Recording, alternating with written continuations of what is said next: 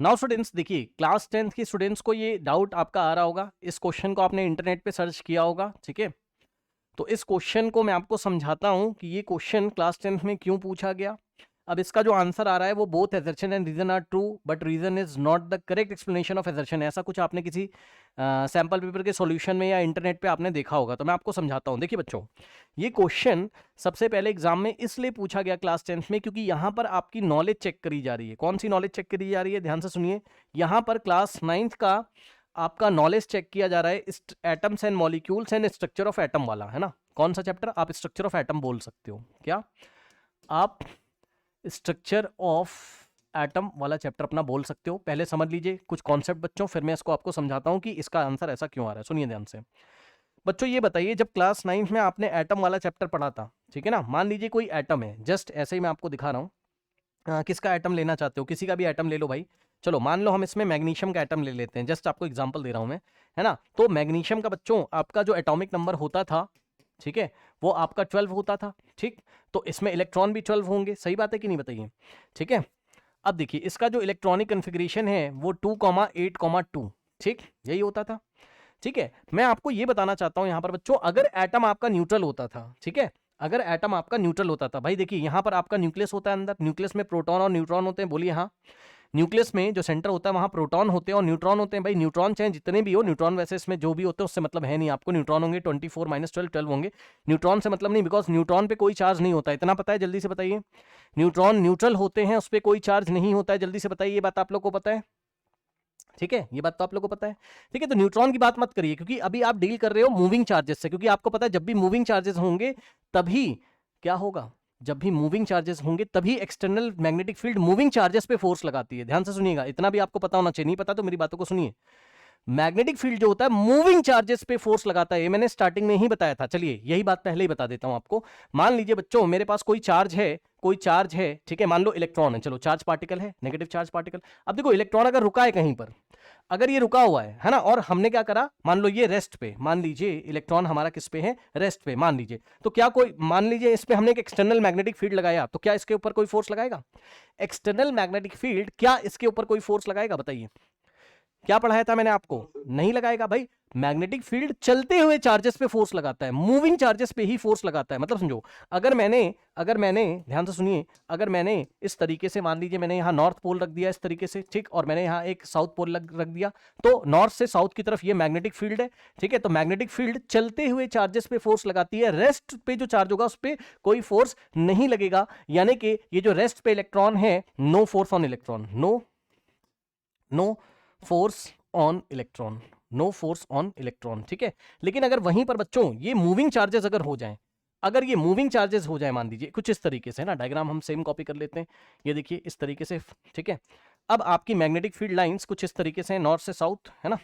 मान लीजिए magnetic field line तो आपकी ऐसे ही है, नॉर्थ से साउथ आपकी होती है इस तरीके से, ठीक है। और मान लीजिए बच्चों इस बार इलेक्ट्रॉन मोशन कर रहा है, इस टाइम इलेक्ट्रॉन क्या कर रहा है, इस मैग्नेटिक फील्ड के परपेंडिकुलर डायरेक्शन में, यानी कि 90 डिग्री ऐसा बनाता हुआ इलेक्ट्रॉन आपका मान लीजिए नीचे की तरफ आ रहा है। तो इलेक्ट्रॉन अगर नीचे की तरफ आ रहा है तो सबको पता है इलेक्ट्रॉन के ऑपोजिट डायरेक्शन में करंट फ्लो करेगा, यस और नो, जल्दी से बताइए। तो करंट आपका ऐसे हो जाएगा, ये पता है ना, जिधर इलेक्ट्रॉन मूव कर रहा है उसके ऑपोजिट डायरेक्शन में आपका करंट होता है। तो इलेक्ट्रिक करंट आपका इस तरीके से, और अब आप फ्लेमिंग का लेफ्ट हैंड वगैरह लगा लीजिए तो आपको इस पे फोर्स की डायरेक्शन पता चल जाएगी। वो बात की बात है, मतलब मोटी मोटी बात ये है कि मैग्नेटिक फील्ड चलते हुए चार्जेस पे फोर्स लगाता है, पहली बात, ठीक। अब आ जाइए, मान लीजिए मेरे पास मैग्नीशियम का एक वायर है, मैग्नीशियम आपका मेटल है, मैग्नीशियम का मान लीजिए वायर है। तो भाई ये बताओ, मैग्नीशियम का एक एटम आपने लिया, उसमें प्रोटॉन कितने होते हैं, ध्यान सुनिए। ये न्यूट्रल एटम है आपका, ठीक है। ये देखिए भाई मैग्नीशियम की एक वायर ले लीजिए आप, ये मैग्नीशियम की एक वायर है ना, किसकी वायर है, मैग्नीशियम की, ये मैग्नीशियम की एक वायर है। अब ये बताइए बच्चों, मैग्नीशियम की जो वायर है वो मैग्नीशियम के एटम से बनी होगी, बोलिए हाँ। हेलो हेलो हेलो भाई, मैग्नीशियम आपका मेटालिक फॉर्म में होता है, पूरे बेसिक्स काम आएंगे यहाँ पर। मैग्नीशियम आपका मेटालिक फॉर्म में होता है, तो भैया इसमें मैग्नीशियम के एटम है, बहुत सारे हैं सर, जी हाँ सर, बहुत सारे एटम है। किसी एक एटम को पकड़ के जरा स्टडी करिए, तो ये जो वायर है इसमें से आपने एक एटम निकाला और उसकी स्टडी करी। जब आपने स्टडी करी तो आपने देखा कि भाई ये तो एटम आपका न्यूट्रल होता है। न्यूट्रल होने का मतलब ये है कि जितने प्रोटॉन होते हैं उतने ही इलेक्ट्रॉन होते हैं, यस सर, जल्दी से बताइए भाई, जो नीचे एटॉमिक नंबर लिखा है इतने ही इसमें इलेक्ट्रॉन होंगे, तो 12 इसमें इलेक्ट्रॉन होंगे, ठीक है। और आपके प्रोटॉन भी आपके पास कितने होंगे, 12, सही है। अब आपको पता है बच्चों, इस एटम पे नेट चार्ज निकालना मैंने आपको सिखाया हुआ है 9th क्लास में। तो नेट चार्ज आप कैसे निकालते हो बताइए, ये देखिए। आपके इलेक्ट्रॉन की, एक इलेक्ट्रॉन पे -1 का चार्ज होगा तो 12 इलेक्ट्रॉन पे -12 का चार्ज होगा, और एक प्रोटॉन पे +1 तो 12 प्रोटॉन पे +12। बताइए भाई, 12 इलेक्ट्रॉन की वजह से -12 और 12 प्रोटॉन की वजह से +12, तो नेट चार्ज आपका कितना आ गया? 0। बताइए नेट चार्ज आपका कितना आ गया? 0। तो नेट चार्ज एक एटम पे 0 है, अगर 2 एटम होंगे तो उस पे भी नेट चार्ज 0 को, बोलो क्यों? भाई जैसा एक एटम के साथ होगा वैसे दूसरे एटम के साथ होगा, तो एक एटम पे अगर नेट चार्ज 0 है, न्यूट्रॉन पे तो कोई चार्ज होता नहीं, छोड़ दो आप, प्रोटॉन पे प्लस और इलेक्ट्रॉन पे माइनस, जितने प्रोटॉन होते हैं उतने ही इलेक्ट्रॉन होते हैं, तो नेट चार्ज आपका एटम में 0। 2 एटम होंगे तो उन पे भी नेट चार्ज 0, 3 एटम होंगे तो उस पे भी नेट चार्ज 0, 4 एटम होंगे तो उस पे भी नेट चार्ज 0। अब आप मुझे ये बताइए जरा कि बच्चों इस वायर में जितने भी एटम बैठे हुए हैं, कोई भी मेटल हो सकता है आपका, आयरन हो सकता है आपका, ठीक है, आपका मैग्नीशियम हो सकता है, गोल्ड का वायर हो सकता है, सिल्वर का वायर हो सकता है, कोई भी आपका किसी भी एटम से बना हुआ किसी भी मेटल का आपका वायर होगा तो नेट चार्ज 0 होगा। बोलिए हाँ। हेलो, बताइए इस वायर पे नेट चार्ज आपका 0 होगा। बोलिए हाँ, बोलिए हाँ। अच्छा ठीक। अब हमने 9th क्लास में क्या पढ़ा हुआ है बच्चों, याद करिए, हमने 9th क्लास में पढ़ा हुआ है कि प्रोटॉन तो आपके न्यूक्लियस में रहते हैं। ये देखिए प्रोटॉन हमारे पास मैग्नीशियम के केस में 12 हैं, ये हमेशा न्यूक्लियस में रहेंगे, सेंटर में। अब ये बताइए क्या प्रोटॉन मूव करेंगे? बताइए प्रोटॉन कभी न्यूक्लियस से, वैसे तो बड़ी स्पेशल कंडीशंस में हम इनको न्यूक्लियस से बाहर निकाल सकते हैं, वो अलग बात है, हम क्लास 12 में पढ़ेंगे। अभी आप ये बताइए नॉर्मल कंडीशंस में क्या प्रोटॉन न्यूक्लियस से बाहर निकलेगा? बताइए क्या पढ़ाया गया, बताइए क्या प्रोटॉन न्यूक्लियस से बाहर निकलेगा? नहीं निकलेगा भाई, चाहे कोई केमिकल रिएक्शन हो रही हो, चाहे आप बाहर से क्या लगा दें, आप एक पोटेंशियल डिफरेंस लगा दें इस वायर पे। ध्यान से सुनो भाई, प्रोटॉन न्यूक्लियस में ही रहता है, प्रोटॉन थोड़ी ना निकल जाएगा। प्रोटॉन न्यूक्लियस में स्ट्रॉन्ग न्यूक्लियर फोर्सेस के द्वारा बंधा हुआ है, स्ट्रॉन्ग न्यूक्लियस फोर्सेस को द्वारा बंधा हुआ है ना, तो वो सब कहानी हम 12th क्लास में पढ़ेंगे। मोटी मोटी बात ये है कि प्रोटॉन को बाहर नहीं निकाला जा सकता, कोई भी फोर्स लगा के प्रोटॉन को बाहर नहीं निकाला जा सकता है। सर क्या बात कर रहे हो? मैं ये बात कर रहा हूं कि ये जो मेरा वायर है बच्चों, ये जो मेरा मैग्नीशियम का वायर है, अब देखिए जरा ध्यान से, हमने क्या किया, हमने नीचे लगाया पॉजिटिव टर्मिनल बैटरी का और ऊपर लगाया हमने नेगेटिव। तो बताइए करंट कहां से कहां फ्लो करेगा? इस तरीके से करंट फ्लो करेगा, जल्दी से बताइए भाई। करंट बेटा प्लस से माइनस की तरफ फ्लो करता है, पता है सबको, electric current. Electric current flow करने का मतलब क्या होता है? ये डीसी करंट है, डायरेक्ट करंट, जिसमें इलेक्ट्रॉन चलते हैं, मैं एसी की बात नहीं कर रहा हूं, मैं डीसी की बात कर रहा हूं, ठीक है ना। अभी डायरेक्ट करंट से ही हमें अच्छा समझ में आएगा, ठीक है ना। तो इसमें इलेक्ट्रॉन चलेंगे, कैसे चलेंगे? करंट के ऑपोजिट डायरेक्शन में। बताइए इतना दिमाग में आया आपके? जल्दी से बताइए। Hello hello hello hello hello, जल्दी से बताइए। इलेक्ट्रॉन ये इस तरीके से ऑपोजिट डायरेक्शन में मूव करेंगे, ठीक। अब ये बताइए बच्चों, इलेक्ट्रॉन चाहे रुके हों चाहे मूव कर रहे हों, भाई आपने पोटेंशियल डिफरेंस लगा दिया, बैटरी से कनेक्ट कर दिया, तो करंट फ्लो करने का मतलब है इलेक्ट्रॉन फ्लो करेंगे। अरे प्रोटॉन तो बैठा है ना बेचारा न्यूक्लियस में, समझ रहे बात को, तो चलेगा कौन? पोटेंशियल डिफरेंस लगाने से, वायर के क्रॉस पोटेंशियल डिफरेंस लगाओगे, सॉरी, तो पोटेंशियल डिफरेंस लगाने से आपके इलेक्ट्रॉन मूव करते हैं। इलेक्ट्रॉन मूव करने से करंट बनता है, इलेक्ट्रॉन मूव करने से आपका इलेक्ट्रिक करंट बनता है। लेकिन अगर मैं आपसे पूछूं कि चार्ज आपका इलेक्ट्रॉन अब चलने लगा, प्रोटॉन तो अभी भी रेस्ट पे, बोलिए हाँ। प्रोटॉन तो अभी भी रेस्ट पे है, बोलिए हाँ, ठीक। तो हाँ, तो हम इसको लिख सकते हैं क्या, इसी स्टेटमेंट को? समझो ना भाई, इसमें बहुत सारे मैग्नीशियम के एटम हैं, उनके जो इलेक्ट्रॉन होंगे वो फ्री इलेक्ट्रॉन्स आपके चलने लगेंगे, है ना। लेकिन प्रोटॉन तो अभी भी रेस्ट पे, तो इलेक्ट्रॉन्स आर मूविंग, ध्यान सुनिएगा, ठीक है। Electrons are moving but protons are at rest, ठीक है, प्रोटॉन आर एट रेस्ट, ठीक है। तो कोई बात नहीं है, इलेक्ट्रॉन मूव कर रहे हो तो कर रहे हो, हम क्या करें, है ना। लेकिन आप मुझे ये बताइए, अभी भी नेट चार्ज कितना होगा? 0 होगा, यस और नो? अभी भी इस वायर पे जो नेट चार्ज होगा वो तो 0 का। सर कैसे? अरे भाई वायर में बस इलेक्ट्रॉन चल रहे हैं ना, जितने प्रोटॉन अभी भी हैं उतने ही इलेक्ट्रॉन तो अभी भी हैं। तो प्रोटॉन और इलेक्ट्रॉन की संख्या थोड़ी ना चेंज हो जाएगी, अंदर जो मैग्नीशियम के एटम्स हैं उसमें प्रोटॉन और इलेक्ट्रॉन की संख्या नहीं, बस इलेक्ट्रॉन आपके मूव करने लगे, प्रोटॉन बेचारा रुका हुआ है, न्यूक्लियस में बैठा हुआ है, ठीक है ना। तो इस तरीके से नेट चार्ज तो अभी भी आपका 0 ही है, मतलब जितने प्रोटॉन है उतने ही इलेक्ट्रॉन है। तो नेट चार्ज तो अभी भी, जब इलेक्ट्रॉन चलने लगेंगे तब भी नेट चार्ज 0, मतलब जब इलेक्ट्रॉन मूव नहीं कर रहे थे, ऐसे आप समझ लीजिए, जब हमने पोटेंशियल डिफरेंस अप्लाई नहीं किया था, ठीक है, तब भी नेट चार्ज 0 था। पोटेंशियल डिफरेंस अप्लाई करने के बाद भी नेट चार्ज हमारे पास 0। ये बात आपको समझ में आ गई कि जब इलेक्ट्रॉन चलने लगेंगे तब भी नेट चार्ज हमारे पास 0 है। बताइए जल्दी से, बताइए जल्दी से, ठीक। अब सुनो, अब वायर में जाके जरा देखिए, हाँ, जब आपने पोटेंशियल डिफरेंस लगा दिया तो वायर में जरा जाके देखिए, ये आपका वायर था इस तरीके से, करंट आपका इस तरीके से चल रहा है, यहां लगाया आपने प्लस बैटरी का और यहां लगाया आपने माइनस, तो इलेक्ट्रॉन आपके ऑपोजिट डायरेक्शन में ऐसे करके मूव कर रहे होंगे, ठीक है। प्रोटॉन बेचारा रुका हुआ है, तो लिख दीजिए भाई, प्रोटॉन आपका क्या है? प्रोटॉन जितने भी पी का मतलब प्रोटॉन, जितने भी प्रोटॉन होंगे वो रेस्ट पे होंगे। अब सुनो जरा ध्यान से, अब सुनो जरा ध्यान से, इसमें लगा दीजिए आप एक एक्सटर्नल मैग्नेटिक फील्ड, मतलब समझो नॉर्थ पोल इधर रखो, साउथ पोल इधर रखो, नॉर्थ से साउथ की तरफ मैग्नेटिक फील्ड होगी, नॉर्थ से साउथ की तरफ मैग्नेटिक फील्ड होगी, वायर आपका मैग्नेटिक फील्ड के परपेंडिकुलर डायरेक्शन में होगा, ऐसा क्वेश्चन में उन्होंने बोला हुआ है। तो क्या मैं बना दूं, आप तैयार हैं? आइए देखिए, यहां हमने रखा नॉर्थ, ठीक, और यहां हमने रखा साउथ, मान लीजिए इस तरीके से, ठीक। तो अगर आप देखोगे तो ये मैग्नेटिक फील्ड इस तरीके से बनेगी, बताइए, ये मैग्नेटिक फील्ड इस तरीके से बनेगी, ठीक है। मैं अंदाजे से बस पिंक कलर से आपको दिखा रहा हूं, यूनिफॉर्म मैग्नेटिक फील्ड है आपकी। तो आप देख रहे हो ये वायर मैग्नेटिक फील्ड के साथ 90 डिग्री पे रखा हुआ है। अब ये बताइए, क्लास में एक चीज और पढ़ाई गई कि फोर्स हमारा मैक्सिमम कब होता है? फोर्स हमारा मैक्सिमम तब होता है जब वायर मैग्नेटिक फील्ड के साथ 90 डिग्री पे रखा होता है ना। तो फोर्स लगेगा, लेकिन फोर्स किस पे लगेगा? इस वायर के अंदर दो लोग बैठे हुए हैं, ध्यान से सुनिएगा, इस वायर के अंदर दो लोग बैठे हुए हैं, एक तो चलते हुए इलेक्ट्रॉन है, मूविंग इलेक्ट्रॉन है एक तो, ठीक है, दूसरा आपका प्रोटॉन है जो बेचारे रेस्ट पे हैं। हेलो, ठीक। अब आप मुझे ये बताइए कि ये जो एक्सटर्नल मैग्नेटिक फील्ड है ये किसके ऊपर फोर्स लगाएगी? बताइए, ये जो एक्सटर्नल मैग्नेटिक फील्ड है ये किसके ऊपर? हाँ, चलते हुए इलेक्ट्रॉन के ऊपर फोर्स लगाएगी, समझे? प्रोटॉन के ऊपर कोई फोर्स नहीं आएगा, बिकॉज प्रोटॉन की वेलोसिटी जीरो है, प्रोटॉन आपके मूव नहीं कर रहे हैं ना। हालांकि एक फॉर्मूला भी आपको क्लास में पढ़ाया था, जिस बच्चे को याद हो, जो फोर्स लगता है वो होता है QVB। हालांकि फॉर्मूले से क्लास 10th में हमें नहीं जाना है ना। साइन थीटा, थीटा क्या है यहाँ पर? ये वाला एंगल है, आप ऐसे समझ लो, ये वाला एंगल है, मतलब वायर और मैग्नेटिक फील्ड के बीच का एंगल है। तो थीटा तुम्हारा कितना हो गया? 90 डिग्री, है ना। तो साइन 90 कितना हो जाएगा? ये आपका साइन 90 बनेगा। तो यहां से F is equals to Q क्या होता है? चार्ज। Q क्या होता है? मूव। Q क्या होता है? चार्ज होता है ना। QVB मैं समझा दे रहा हूं फॉर्मूले से, बट आपको डायरेक्ट ही समझ लेना है, उससे ही आपका हो जाएगा। देखिए, साइन 90 और साइन 90 आपका 1 होता है, तो सबको पता है, ठीक है। साइन 90 1 होता है, तो यहां से हो जाएगा QVB इंटू साइन 90 की जगह तुम 1 लिखोगे, तो फोर्स तुम्हारे पास जो फॉर्मूला निकल के आएगा, क्योंकि उसने हमको बोला ना कि वायर को मैग्नेटिक फील्ड के परपेंडिकुलर डायरेक्शन में रखा गया है ना, तो यहां से QVB ये फोर्स की वैल्यू निकल के आएगी, ठीक है ना। अब मेरी बात को ध्यान से सुनो, यहां पर B क्या होता था? Magnetic field. जिन बच्चों ने ठीक से क्लास करी है उनको याद होगा, तो फॉर्मूले से आप रिलेट कर सकते हो। जिनको नहीं फॉर्मूला पता है तो आप परेशान मत होइए, डायरेक्ट भी आप सोच सकते हो, ठीक है। ये देखिए मैग्नेटिक फील्ड, पूरा मेरी बात को सुनिएगा तो डायरेक्ट भी आप सोच सकते हो। V होता था बच्चों वेलोसिटी ऑफ द पार्टिकल या स्पीड ऑफ द पार्टिकल, जिस भी पार्टिकल की बात कर रहे हो आप, पार्टिकल आपका वो होगा जो मूविंग वाला होगा, है ना। और Q क्या होता था? Charge on the particle. Q क्या होता था बताइए? चार्ज ऑन द पार्टिकल आपका होता था, यस और नो, ठीक है। अब बेटा ये बताइए जरा, दो तरीके के चार्ज है ना, तो दोनों का फोर्स निकालिए जरा।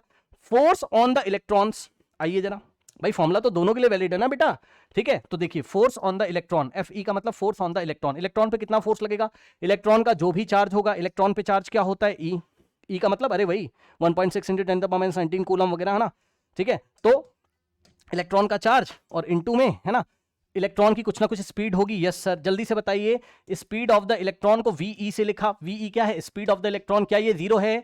बताइए, क्या इलेक्ट्रॉन की स्पीड जीरो है? नहीं है जीरो, यही चीज तो है, वो मूव कर रहा है ना। तो वेलोसिटी ऑफ या speed of electron is not equals to zero, और magnetic field is also not equal to zero. भाई मैग्नेटिक फील्ड तो तुमने लगाई है ना, ये देखिए इस तरीके से कुछ ना कुछ मैग्नेटिक फील्ड है, मान लीजिए 10 टेस्ला है या 5 टेस्ला है। टेस्ला क्या होता है? मैग्नेटिक फील्ड की यूनिट होती है, ठीक है। तो B आपका कुछ ना कुछ है, बहुत सही। लेकिन बेटा ये बताओ जरा, इस फॉर्मूले से तुमने क्या देखा बताओ, कि इलेक्ट्रॉन के ऊपर फोर्स आएगा, कितना आएगा बताइए? E into VE into B। भाई कुछ तो होगा ना numerical value. So this is the force exerted by the magnetic field on the moving electrons, okay. लेकिन यहां पर अगर आप देखोगे फोर्स ऑन प्रोटॉन अगर आप निकालोगे तो कितना आएगा? यही फॉर्मूला लगाइए, charge of the proton. Charge of the proton भी उतना ही होता है, बस प्लस में होता है ना। तो यहाँ आप चाहो तो माइनस लगा दो, उससे फर्क नहीं पड़ता, छोड़िए आप। E की एक वाली प्रोटॉन पे भी उतना ही चार्ज होता है जितना इलेक्ट्रॉन पे होता है, तो हम यहाँ E लिख देते हैं। लेकिन ये बताना भाई कि स्पीड ऑफ द प्रोटॉन कितना है? V का मतलब स्पीड, P का मतलब प्रोटॉन, ये तो जीरो है, बोलो हाँ। हेलो, प्रोटॉन तो रुका हुआ है, बोलिए हाँ, ठीक। तो अब आप देखिए यहां पर VP, स्पीड ऑफ प्रोटॉन जब रखोगे, और मैग्नेटिक फील्ड तो वही है, तो जरा रखना भाई, E इंटू VP की वैल्यू कितनी हो जाएगी? स्पीड ऑफ प्रोटॉन जीरो, और मैग्नेटिक फील्ड, तो आंसर हमारे पास कितना आ गया? जीरो। बताइए, बोलिए, ठीक। अब ये बताओ बेटा कि इस वायर में ही तो ये दोनों एंटिटीज हैं, कौन कौन सी? इलेक्ट्रॉन और प्रोटॉन। देखिए सुनिए ध्यान से बच्चों, सुनिए, वायर पे क्यों फोर्स लगता है? क्योंकि उसके अंदर जो पार्टिकल है उस पर फोर्स लगता है, और पार्टिकल वायर के अंदर ही तो है। अरे भाई, जो वायर है उसके एटम में ही तो ये सब है ना, इलेक्ट्रॉन और प्रोटॉन ये सब है ना। तो भाई अगर उन अंदर पार्टिकल पे अगर फोर्स लगेगा तो वायर पे फोर्स लगेगा, वायर बना तो उसी एटम से है ना, ठीक है। तो इसलिए वायर आपका वायर पे फोर्स लगता है। तो आइए जरा देखते हैं कि कितना नेट फोर्स लगेगा।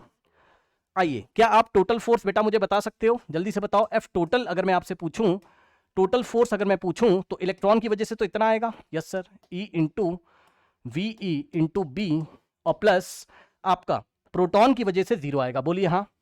यानी कि जो टोटल फोर्स आ रहा है वो किसकी वजह से आ रहा है? ओनली प्रोटॉन की, सॉरी ओनली इलेक्ट्रॉन की वजह से। किसको किसको समझ में आया बताइए। अच्छा, कोई बच्चे कह रहे सर हमें तो फॉर्मूला नहीं आता, हम कैसे समझे? अरे भाई, आपको फॉर्मूला नहीं आता तो साफ साफ आपको समझ में तो आ रहा है यार, प्रोटॉन रुका हुआ है, रुके हुए पे बाहर से मैग्नेटिक फील्ड कोई फोर्स लगाएगी ही नहीं, खत्म कहानी। सिर्फ इलेक्ट्रॉन पे फोर्स लगाएगी, इलेक्ट्रॉन क्योंकि मूविंग है ना, बस खत्म। आपको फॉर्मूला करने की क्या जरूरत है?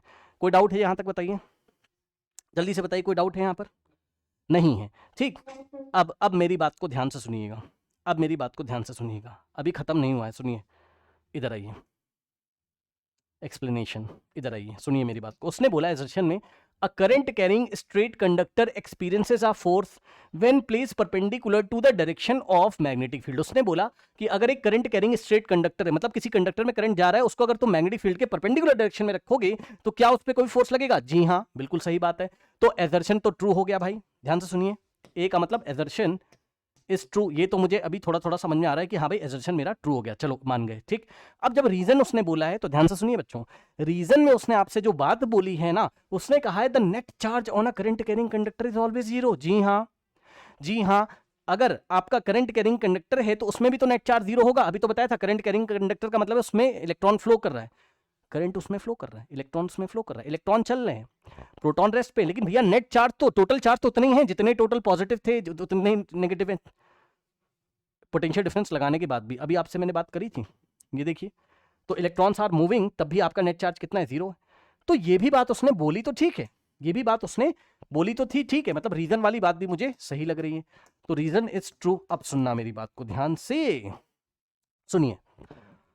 अब ये बताइए कि ये जो रीजन वाली बात लिखी है, the net charge on a current carrying conductor is always 0, क्या ये एसर्शन को एक्सप्लेन कर रहा है? बताइए, क्या ये एसर्शन को एक्सप्लेन कर रहा है? जी नहीं, ये एसर्शन को एक्सप्लेन नहीं कर रहा है। पता है क्यों नहीं कर रहा है? अब मेरी बात ध्यान से सुनो। एसर्शन में क्या बोला था बताओ उसने? एसर्शन में क्या बोला था? उसने बोला था अ current carrying straight conductor experiences a force. कुछ याद आया? एनसीईआरटी पढ़ाई थी तो कुछ याद आया? बताइए, मैंने क्या बताया था?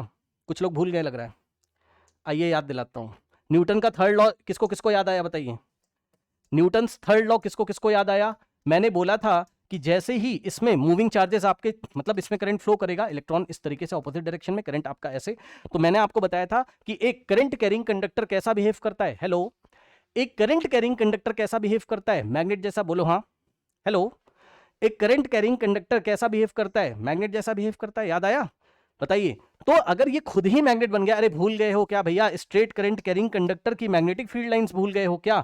हाँ, ऐसे करके आती थी आपकी कॉन्सेंट्रिक, वो राइट हैंड थंब रूल लगा के आप निकाल लीजिएगा, वो सब बात की बात है ना। तो भाई ये अपने चारों तरफ मैग्नेटिक फील्ड बनाता है, तो एक तो इसकी खुद की मैग्नेटिक फील्ड है, एक तो इसकी खुद की मैग्नेटिक फील्ड है, ठीक, और एक तुमने, हाँ, एक तुमने बाहर से लगा दिया। लो भैया, नॉर्थ पोल साउथ पोल। अब बताओ भाई, दो मैग्नेट हो गए कि नहीं हो गए? एक तो ये वायर खुद ही मैग्नेट है और दूसरा तुमने बाहर से लगा दिया, तो दोनों में टग ऑफ वॉर होगा। किसने किसने मेरी क्लास करी बताइए जल्दी से? दोनों में लड़ाई होती है, एक्शन रिएक्शन। हाँ, याद आया? मतलब वायर अपने चारों तरफ जो मैग्नेटिक फील्ड, ये ठीक उसी तरीके से है जैसे कि हम बचपन में गेम खेलते थे, अगर आपको याद हो, हम एक मैग्नेट ऐसे लेते थे और दूसरा मैग्नेट हम इस तरीके से लेते थे, याद है? तो दोनों मैग्नेट को जब हम पास पास लाते थे तो ये इसको पुश करता था ऐसे, तो ये हो गया action. Action reaction two different bodies पे लगता है, यस सर। इसने इस पे किया एक्शन और इसने इसको दिया रिएक्शन। याद आया? तो ठीक उसी तरीके से तो है, वहां हम दो बार मैग्नेट से खेलते थे और यहां पर दो बार मैग्नेट नहीं है, एक मैग्नेट, तो ये वायर ही हो गया।